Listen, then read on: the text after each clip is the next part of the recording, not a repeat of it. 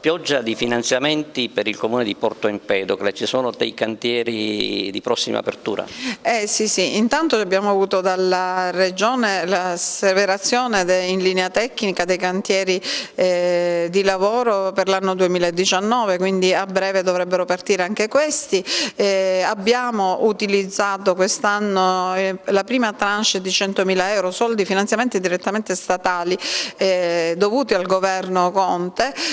Abbiamo utilizzato per le strade, per il rifacimento del tetto della solidarietà, quindi uffici comunali, e per interventi su 2 scuole.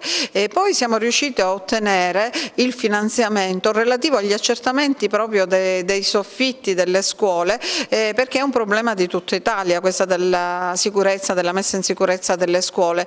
Noi abbiamo 10 scuole, abbiamo ottenuto il finanziamento per 7 scuole in tutto, 5 più 2 palestre, e quindi a brevissimo andremo l'opera su questo e poi vedremo come ottenere le incentivazioni. Ora ci è stato comunicato con decreto da parte della prefettura che abbiamo ricevuto un ulteriore finanziamento di 90.000 euro del decreto Fraccaro, per esempio, e che utilizzeremo per efficientamento energetico, per mettere in sicurezza uffici comunali e scuole sempre, ne avevamo appena ricevuto uno che abbiamo impegnato entro il 31 dicembre e efficienteremo dal punto di vista energetico la via Roma con un'illuminazione artistica e la scuola Vivaldi, che è quella maggiormente onerosa. Oggi il bilancio delle manifestazioni natalizie con dei ragazzi delle scuole.